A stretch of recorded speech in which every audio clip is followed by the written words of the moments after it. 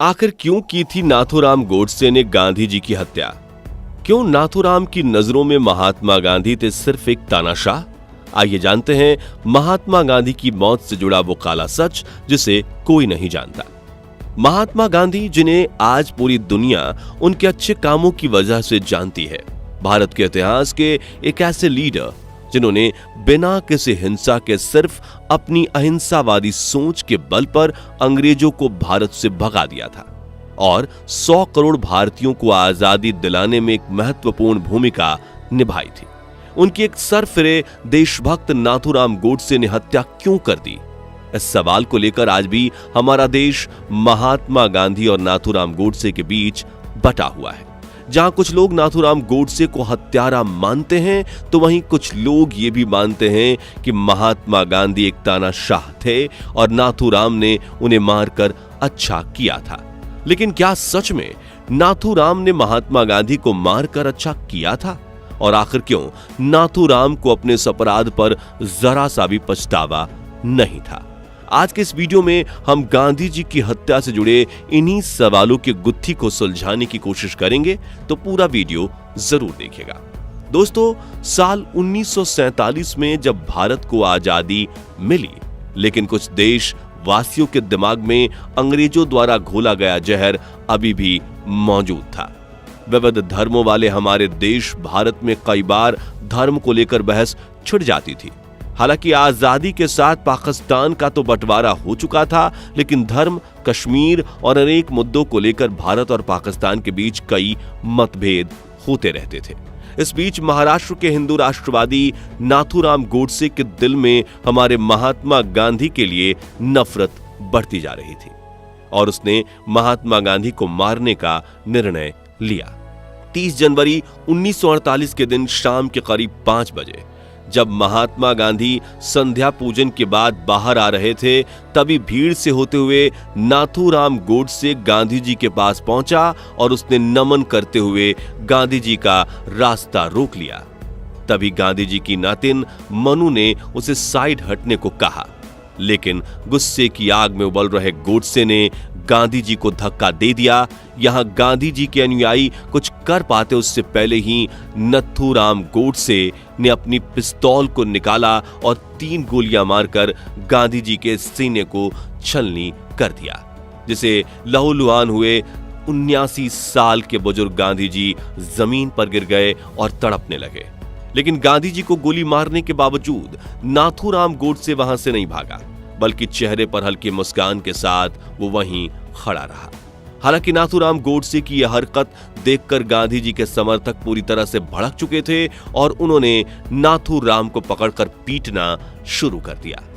एक तरफ लहूलुहान पड़े गांधी जी अपनी मौत से लड़ रहे थे, दूसरी तरफ उनके समर्थक उन्हीं के सिखाए अहिंसा के पाठ को भूलकर हिंसा के रास्ते पर चलते हुए नाथूराम को पीट रहे थे। इस बीच पुलिस वहां आ पहुंची और उन्होंने जैसे तैसे करके नाथूराम को भीड़ की पकड़ से छुड़ाकर गिरफ्तार कर लिया। गांधी जी की हत्या को लेकर कुछ लोगों का कहना है कि वो मौके पर ही उनकी जान चली गई थी, जबकि कुछ लोग बताते हैं कि गोली लगने के बाद उन्हें जल्द से जल्द बिरला हाउस में उनके बेडरूम ले जाया गया, जहां उनके परिवार वाले उनके लिए हिंदू धर्म ग्रंथों के श्लोक पढ़ने लगे और गोलियां लगने के करीब 30 मिनट बाद गांधी जी ने इस दुनिया को अलविदा कहा, जिसके बाद यह खबर पूरी दुनिया में फैल गई कि नाथूराम गोडसे ने गांधी जी की हत्या कर दी है। लेकिन आप में से ज्यादातर लोग ये नहीं जानते होंगे कि गोडसे का गांधी जी को मारने का यह पहला प्रयास नहीं था, बल्कि वो 1944 से गांधी जी के पीछे पड़ा हुआ था। दरअसल मई 1944 में गांधी जी जब पंचगनी में प्रार्थना कर रहे थे, तभी गोडसे अपने 15 से 20 साथियों के साथ गांधी जी को मारने पहुंच गया और उसने एक छुरी की मदद से गांधी जी को मारने की कोशिश भी की, लेकिन भीड़ ने उसे गांधी जी के पास पहुंचने ही नहीं दिया और उसे पकड़ लिया गया।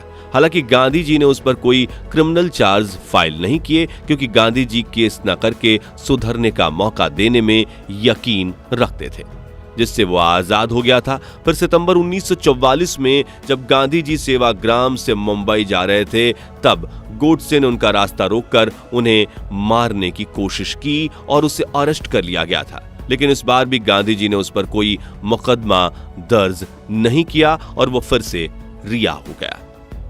इतना ही नहीं, गांधी जी की हत्या करने के 10 दिन पहले यानी 20 जनवरी 1947 को भी गोडसे ने गांधी जी को मारने का प्रयास किया। दरअसल उस दिन जब गांधी जी एक सभा को संबोधित कर रहे थे, तब नाथूराम और उसके साथियों ने अचानक इस सभा में ग्रेनेड फेंका, जिससे चारों तरफ भगदड़ मच गई। यहां नाथूराम और उसके साथियों ने यह प्लान बनाया था कि जब भीड़ गांधी जी से दूर जाएगी तब दूसरा ग्रेनेड महात्मा गांधी पर ही फेंक देंगे, जिससे उनकी मौत हो जाएगी। जब गांधी जी अकेले स्पीकर प्लेटफॉर्म पर खड़े थे तो नाथूराम के दोस्त दिगंबर बाडगे को उन पर ग्रेनेड फेंकना था, लेकिन डर के मारे वो ग्रेनेड फेंके बिना ही भीड़ के साथ भाग गया, जिसकी वजह से नाथूराम गोडसे और उनके सभी साथी को भी वहां से भागना पड़ा। लेकिन यहां उनका एक साथी मदन लाल पाहवा पुलिस की गिरफ्त में आ गया था, जिसके बाद नाथूराम गोडसे ने ये प्रण लिया कि अब किसी पर भी निर्भर रहे बिना मैं खुद गांधी जी को मार दूंगा। जिसके 10 दिन बाद ही नाथूराम ने गांधी जी की हत्या कर दी। साथियों, आपको यह जानकर हैरानी होगी कि गोडसे गांधी जी का प्रशंसक था और वो उन्हें अपना आदर्श मानता था। लेकिन जब गोडसे स्कूल में पढ़ता था तब गांधी जी ने साल 1920 से 1922 के बीच नॉन कॉपरेशन मूवमेंट की शुरुआत की थी। लेकिन इस अहिंसक आंदोलन के दौरान ही कुछ लोगों ने हिंसा करना शुरू कर दिया था, जिससे दुखी होकर गांधी जी ने ये आंदोलन बीच में ही रोक दिया। उसी वक्त गोडसे के मन में गांधी जी के लिए नफरत पनपना शुरू हो गई थी और समय के साथ ये नफरत और बढ़ती चली गई। दोस्तों, नाथूराम की गिरफ्तारी के बाद गांधी जी के बेटे देवदास गांधी उससे मिलने जेल पहुंचे थे, जहां उन्होंने नाथूराम से पूछा कि तुमने मेरे पिता की हत्या क्यों की?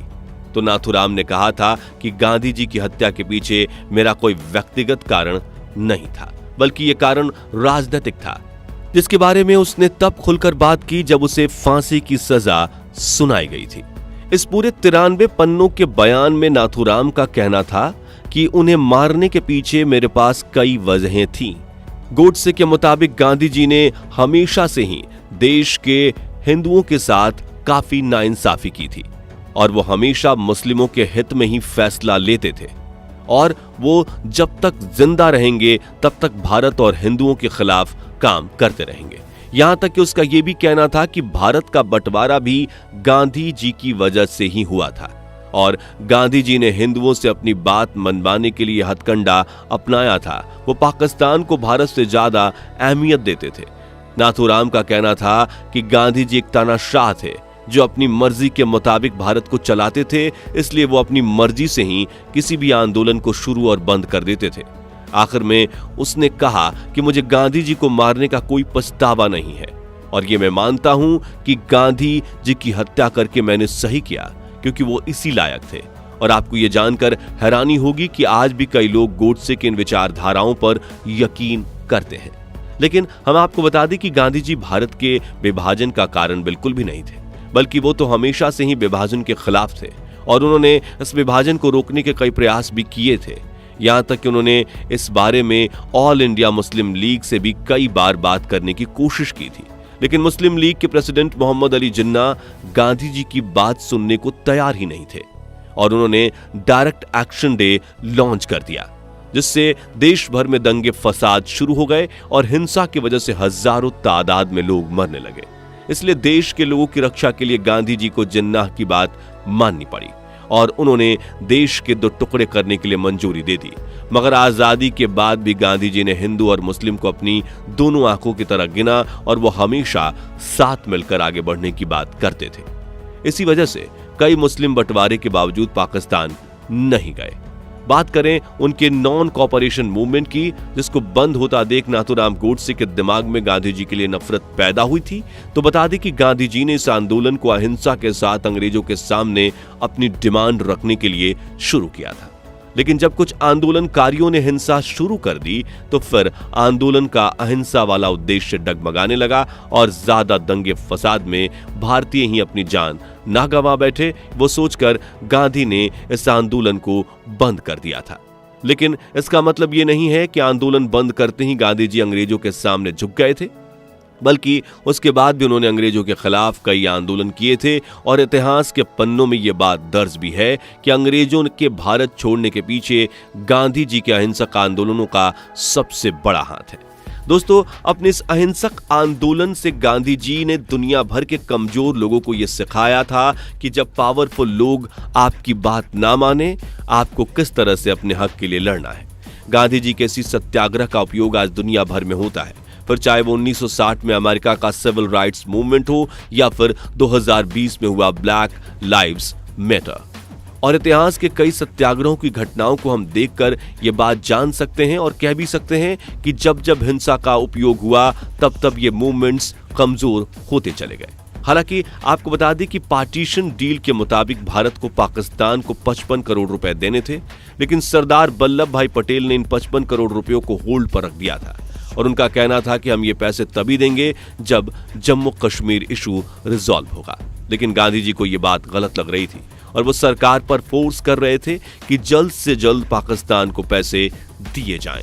इसे लेकर नाथूराम गोडसे ने अपने बयान में ये कहा कि सरकार के इस निर्णय के खिलाफ जाकर 12 जनवरी 1948 के दिन जब गांधी जी ने मुस्लिम को 55 करोड़ रुपए देने के लिए अनशन किया, तभी मैंने सोच लिया कि अब इन्हें मारना ही होगा। अब इसी पॉइंट को लेकर कई लोग नाथूराम गोडसे का सपोर्ट करते हैं, लेकिन हम यहां आपसे ये साफ कहना चाहेंगे कि गांधी जी की कोई बात सही या गलत हो सकती है। अपनी बात मनमाने का उनका तरीका भी सही या गलत हो सकता है, लेकिन इसे लेकर गांधी जी की हत्या करना किसी भी तरीके से जायज नहीं ठहराया जा सकता। खैर, आपको इतिहास के पन्नों में लिखी सच्चाई को बयान करने वाला ये वीडियो पसंद आया हो तो जल्दी से इसे लाइक और शेयर कर दीजिए। साथ ही ऐसे ही कमाल के इन्फॉर्मेटिव वीडियोस देखते रहने के लिए हमारे चैनल को सब्सक्राइब और पास वाली घंटी को जरूर बजा दीजिए। धन्यवाद।